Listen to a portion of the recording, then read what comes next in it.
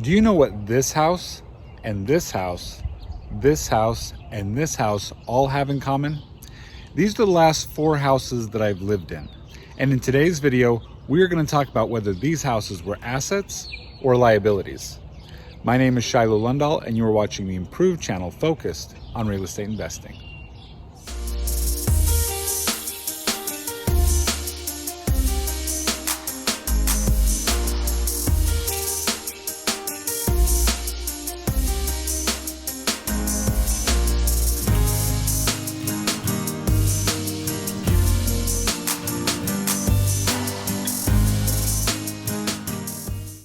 Robert Kiyosaki simplifies the terms assets and liabilities in his best-selling book, Rich Dad, Poor Dad. He says that assets put money in your pocket, whereas liabilities take money out of your pocket. He is also famously controversial by saying that your home is not an asset. Rather, it's a liability. Well, today we are going to deep dive into that statement and find out once and for all, is your home an asset or is it a liability? Keeping with the definition that assets put money in your pocket and liabilities take money out of your pocket, the only way to really know whether your home is an asset or a liability is if we look at the numbers. So let's analyze the 4 last primary residences that I've owned and find out, were they assets or were they liabilities? Let's start with the first home that we lived in when we moved down to Arizona in a place called San Tan Valley. We purchased this house in 2008 for $137,000. I would say that our timing was probably a little bit better than the timing of the previous owner who bought it in 2005 for $163,000 and then later let it go into foreclosure right before we bought it. After buying the home, we then put $20,000 in repairs and in improvements. Things such as putting a gate around the pool and, painting the inside of the house, because I don't know who it was who ever thought that lime green and eggplant purple looked really good next to each other. But if you ever find out who that was, they should be banned from ever buying paint again. We also painted the kitchen cabinets and we put new flooring throughout. This house really served as a great home for my family the 6 years that we lived there. At the time that we purchased the house, the interest rates were about 5%. So a loan on this property with about 20% down would be about $110,000, with a payment of roughly about $600 a month. Taxes and insurance were about $200 more a month, and throughout the time that we lived there, we kept fixing things up here and there. That was on average probably about $100 a month. So our total out of pocket each month was probably about $900. And we had sunk probably about $47,000 into this property, including the down payment and the repairs. Then after living in the property for 6 years, we put it up on the market and we sold it for $190,000. Now, of course, we have to subtract the closing costs, which were about $13,000. So after some debt pay down, the loan balance was about $99,000 after the 6 years.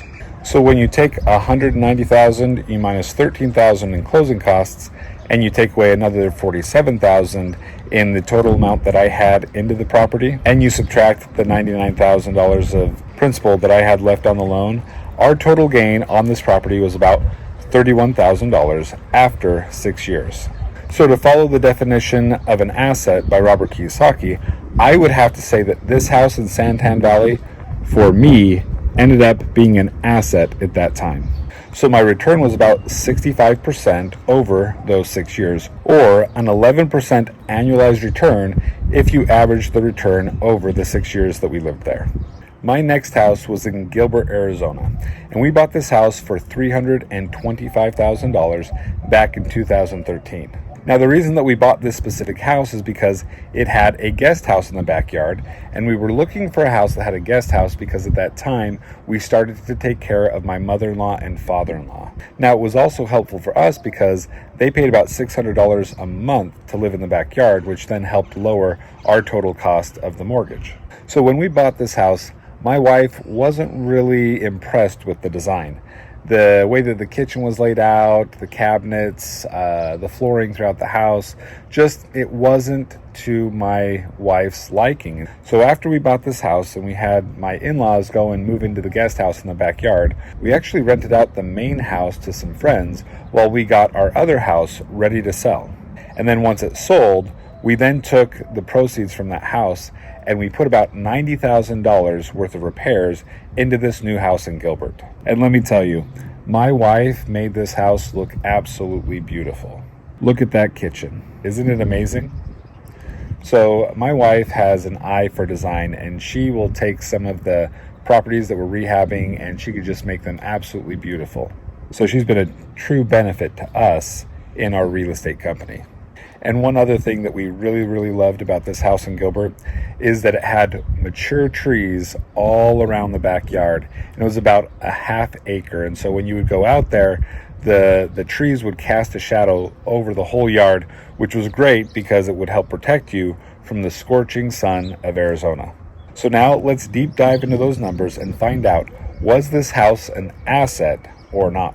Well, we bought the house for $325,000 with a 20% down payment, which ended up being about $65,000. So with an interest rate of about 4% at the time, we had a loan payment of about $1,250. So when you add the $90,000 that it took us to rehab the property and you add the $65,000 down payment, our total amount that we had into this property was about $155,000.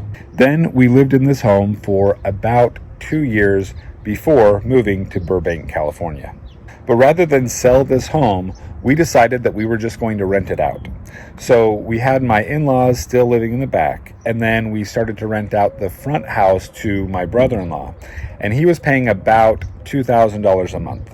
So when you add the rent from the guest house of $600 and the rent from the main house of $2,000, we were bringing in about $2,600 a month from this property.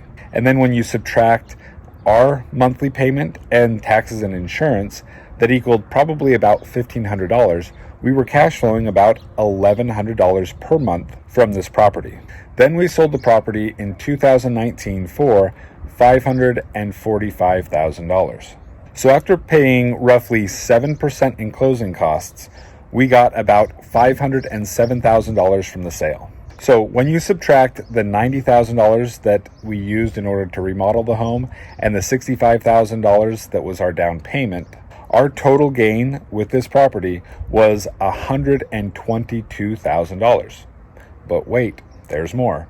Remember the $1,100 that we got per month? Well, we got that for about 4 years. So you take the $1,100 and you times it by 4 years, and that equals another $53,000 that we brought in as cash flow as we rented out the property. So that made our total gain on this property $175,000, or about 113% return over 6 years. So when you average that return per year, that's about a 19% return on our investment. So I would have to say that the house that we bought in Gilbert back in 2013, for us at that time, definitely was an asset. Because, well, according to the definition, it put money in our pockets. Well, Shiloh, this is all fine and dandy, but you're talking about the Arizona market. What about maybe a more difficult market? What about a market in California? Well, let's go over the numbers of the house that we bought in Burbank, California. Once we left Arizona and moved to Burbank, we rented for a year, and the total cost of our rent was about $4,200 for this old, kind of oddly laid out home that was built in the 50s. It was a 3-bed, 2-bath, so that was nice, but again, it wasn't very big, and yet it still was $4,200 a month. That's crazy. Or at least I thought it was, because I was used to the rent payments and the mortgage payments in Arizona. So one day, my wife and I go for a walk in our neighborhood. And as we're walking down the neighborhood, we see this really cute old French Tudor-style home. And we think, you know what, this is a really cute home, and it was on the market. So we decided that we were going to go ahead and, rather than throwing away our money in rent, throwing away your money in rent, we decided we would go and put an offer in on this home. And as a real estate investor, I've learned some ways that I can make my offer a little bit more attractive than other people's offers. So I called up the seller's realtor so that I could get a little bit of insider information, and I could ask her to represent me along with the seller and see if that might give me maybe a little bit more of an advantage. Well, it worked. And we were able to buy this property for $792,000, which, believe it or not, was actually a pretty good price for this property. Now, this property wasn't really big. It was about 1,400 square feet, and it was only a 2-bedroom, 2-bath house. Now, I had 4 kids at the time, and my wife was pregnant with our 5th. So a 2-bedroom, 2-bath house was pretty small for our family. But it also had a guest house in the back. And so we decided that we would buy this property and we would rent out the guest house in the back, and that rental income would decrease our overall cost per month to live in the home. So we got this property under contract, and it did need some repairs. The roof was very old and would need to be replaced at some point, and it was pretty outdated throughout the home. And lastly, it didn't have any air conditioning, so when it would get hot, it would get really hot in the house. So our 20% down payment was roughly $160,000. Then we also had to sink about $80,000 into repairs. And it was so much because the prices in California just tend to be higher. So our roof was at least $30,000 for repairs. To put an AC unit in there, I think was another like $20,000. And then just to do these other different repairs and to remodel the master bath was, I think, another 20 or so. And so our total out of pocket was about $80,000 in repairs. But take a look at this bathroom.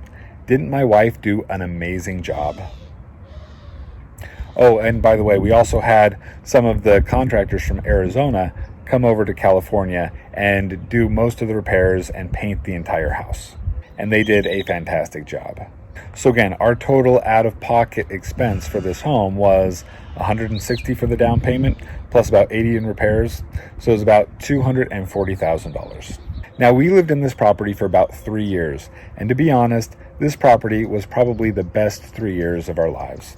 We met some amazing people and developed some awesome friendships, and I would consider those friendships to be priceless. However, because we're evaluating whether the home was an asset or a liability, we can't use priceless in our calculation. We have to look at the numbers. So in 2020, we ended up selling the house in Burbank for $940,000. And I don't know if you can tell by some of the things I've been saying, but my skill set in investing in real estate had improved quite a bit. And so with the contacts that I had, rather than listing this property with a realtor, I decided that I would use the contacts that I had to help me with the documentation and with some of the other things with listing this property. So we actually sold this property for sale by owner, but we didn't do it just as kind of the layman does it. We did it with a lot of knowledge and a lot of experience. And so after listing it, we had somebody bring us an offer, and it was an all cash offer for above asking. And so we accepted that offer, and we only had to pay a tiny bit above 3% in closing costs. Additionally, when I was talking with the title company, I let the title company know that I was an investor, and I showed them proof that I was an investor and things like that. And then they gave me an investor rate on closing costs, which saved me an additional $1,500. So we got roughly $910,000 for the sale of this property. And then when you subtract the $240,000 that I had into the property and the $599,000 that was left on the loan, our total gain was about $71,000 for this property over a 3-year period of time. Now, I'm not going to include any of the $1,500 a month that we got from renting out the guest house in the back, because that just lowered our expenses, but it didn't really put money into my pocket. It just helped lessen the amount of money that was coming out of my pocket. So I'm not going to include that as money coming to me. So I'm not going to include that as part of my calculation. So when I take that $71,000 gain and I divide it by the $240,000 that I had into the property, it's roughly 30%. And then if you divide that by the 3 years that we were there, then it's roughly a 10% return per year over 3 years. So again, even this house in California, for me at that time was an asset. So wait a second. Robert Kiyosaki, who is known to be a guru of finances, who has sold tons and tons, probably millions of books, he says that your primary home is not an asset. Yet I just went over the 3 last primary homes that I owned, and as you and I saw, each of these homes I had a gain, and therefore putting money in my pocket, they must have been assets. So was he wrong? Was he incorrect when he said that your home is not an asset? I've got to level with you. Is it okay if we can just talk honestly for a moment? We really need to take into account 2 things that are really important. One is the decade that I owned each of these homes was a decade of probably unprecedented appreciation. As you and I both know, houses have appreciated a ton in the last 10 years. Most real estate properties don't go up by maybe 100 to 400% in a decade, but there are markets where prices of properties have increased 4 times within the last 10 years. So we do need to take that into account. You see, if I had sold these properties during times of normal appreciation of maybe 3 or 4% per year, it's very possible that some, if not all, of these last 3 properties wouldn't have been classified as an asset. With all of the closing costs that I had, it's very possible that I wouldn't have had any gain during the time that I lived in the home. And the other thing that I should probably bring up is, as you saw, I gained maybe 10% on some of the homes and 19% on that home in Gilbert. And you would think, wow, that's pretty good. But in all actuality, there is what's called an opportunity cost. I could have taken that money that I had used as a down payment and that money that I used in repairs, and if I'm able to create a higher return than 19%, which for me, being an active investor in real estate, I'm able to create a much higher return. On average, I make about 100% return per year on the investments that I do when it comes to real estate investing. So even though these properties did give me a return, there's also the opportunity cost. What could I have done with that money during the same time that I had it sunk into these homes? So yes, they were returned, but they may not have been the best and highest use of that capital at the time. But again, we're not looking at opportunity costs. We're just looking at the numbers to find out, was my house an asset or a liability? And the last 3 houses that we just analyzed turned out to be assets. But what about the house that I live in now? Again, this house is also in Gilbert, Arizona. So what about that house? Is that house an asset or a liability? So let's take a look at the numbers. So by now you've probably noticed that some of my real estate investing knowledge and skills have helped me and given me an advantage when it comes to buying real estate, even on a primary home. And that was the case when it came to buying the home that I live in now that's also in Gilbert, Arizona. I was able to buy this home with only $10,000 out of my own pocket as a down payment. And if you're interested in learning how I bought this home that I bought at the time for $638,000, if you're interested in finding out how I was able to get into it with only $10,000 down, you got to watch this video right here, which I made explaining in detail how I bought this home with only a $10,000 down payment. But let me tell you about this home. This home is a beautiful home. It is 4,600 square feet. It has an upstairs, a main floor, and a basement. It has 6 bedrooms, 5 bathrooms, and it's on just about an acre of land. It also has an office and 3 comfortable living spaces. And it fits my family of 7 really, really well. But when we came here, this house, the backyard, it was not very desirable. And so we came in and we put in this really, really nice pool, which I'm going to talk about in just a moment. I bought this house in 2019, but we didn't sell our house in Burbank, California until 2020. And so what I did was, when I bought this house, I rented it out to 7 different guys who came and they lived in this house, and they paid me roughly about $600 to $650 a month. So during the time that my family was in California, and when I bought this house and I was traveling back and forth to work, I was able to rent out the rooms and the rental almost covered the total amount that I was paying per month for the short-term loan that I got in order to buy the home. So at that point in time, it was really, really close to being an asset, but it still wasn't an asset because my total expenses were higher than the amount that I was getting as I was renting out the rooms. So after my family moved down here from Burbank, California, it was time for my wife to just go at it and make this property absolutely beautiful, because that is what my wife does. She takes something and she makes it better. I mean, if you had known me before we got married, you would have thought, oh, that poor soul. But then my wife, she took me and she just made me better. And now here I am, this better version of myself. So part of making our home more comfortable and beautiful, my wife designed this amazing pool. So take a look at this pool.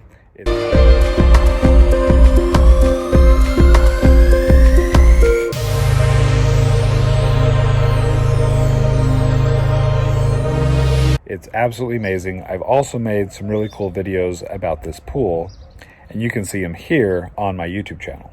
Anyway, the total cost of the pool and then painting the house and wrapping the outside in updated rock rather than the old river rock that initially it had on the house. After doing all of that, the total cost so far has been roughly the same cost as buying another house in Mesa, Arizona. It's been about $400,000. And again, that included the pool and the pavers and the new stone and painting. And so that's about as much as we've spent so far in fixing up the property.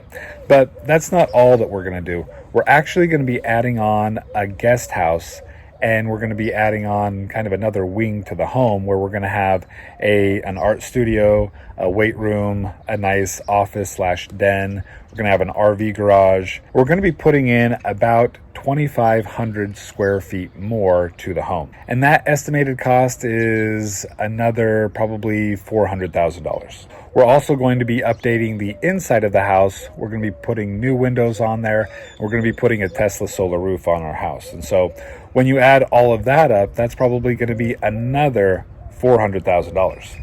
So far what that looks like is total cost in repairs and improvements. It's probably going to be about $1.2 million.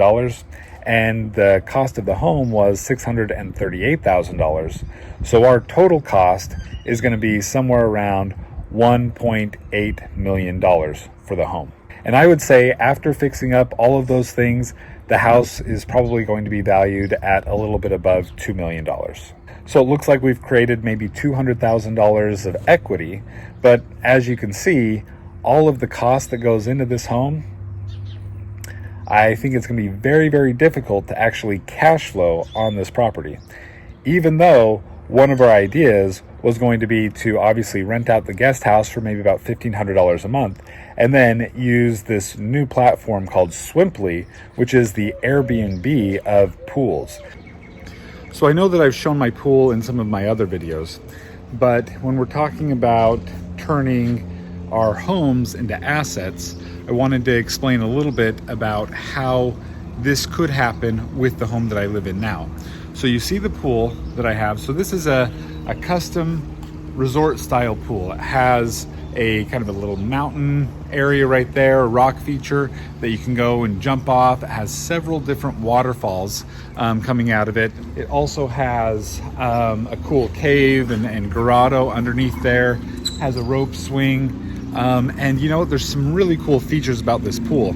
It has some lights that are in the bottom, some of those little fiber optic lights. And then one thing that's really cool that you can't see on the video is that you can actually hear the music in the pool. It is an expensive feature, but the reason that we were willing to spend so much on it is because we really wanted to have it as a lifestyle, enjoyable aspect of our lives. And so for me, I remember in high school I would go and spend time at a friend's house that had a pool, and just people would come and just relax and enjoy themselves there. And I really wanted to create that for my kids and for us. We've had several parties here and we absolutely enjoy it. But the reason that I'm showing this pool today is because there is kind of like with Airbnb in renting out your house to people, there is a website that you can rent out your pool to people for parties. Now this pool can, easily handle, 60 to 80 people here in the pool area, and then also in the patio area underneath there. And so there's just it's a large space, and one of the ideas is that if we take this and we put it on that website called Swimply, then we might be able to rent out our pool space for, again, birthday parties and other types of parties for maybe $400 or maybe $500 for a 4-hour period. So that's one of the ways that you can take your house and you can turn it into an asset. You see, it's difficult to find a location that's private where you can have maybe 60 to 80 people come and just enjoy themselves with swimming, and we have, this deck out back where you can come and barbecue and a whole bunch of other stuff. So we thought, hey, if we were to rent it out for maybe 4 times a month, then we could bring in a couple $1,000s a month. And then you add that to the $1,500 or $1,600 for the guest house in the back. That's bringing in what, $3,600 a month. And you think, hey, that's pretty good. That should definitely help change your house from a liability to an asset. But in all honesty, with the total amount of money that we're putting into this house, especially if we use a HELOC in order to help us with some of the cost of the repairs, our total amount out of pocket per month is going to be much higher than what we could get even with renting out the guest house and the pool. So in actuality, this house here in Gilbert, Arizona is definitely not an asset because it does not put money in my pocket. However, in a few years, if this house appreciates higher than that $2 million mark, and if I only have $1.8 million invested into the house, then eventually when I sell this house, then that would make it an asset, right? That is correct. Huh. So that's interesting because it seems like Robert Kiyosaki said that your primary home is not an asset.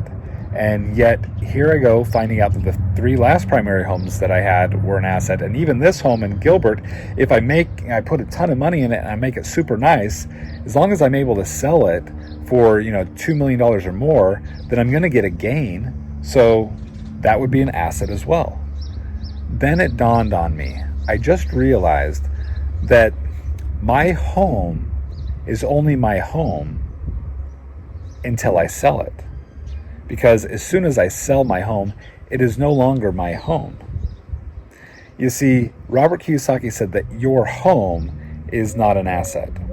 And for the majority of people, your home is not an asset. So your primary home, even though a bank will tell you it's an asset, it's truly not an asset to you because it doesn't bring you money. In fact, it costs you money when you live there. And there's only rare occasions where people are able to house hack a home enough to where they get enough money coming to them through renting out different spaces and other things like that, or they have enough money coming to them that it actually pays all of the costs of the home, plus they get some cash flow.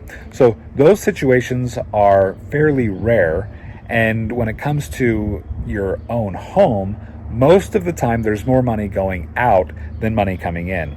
So if you get into a home that's going to be like your forever home, like this home in Gilbert will probably be our forever home.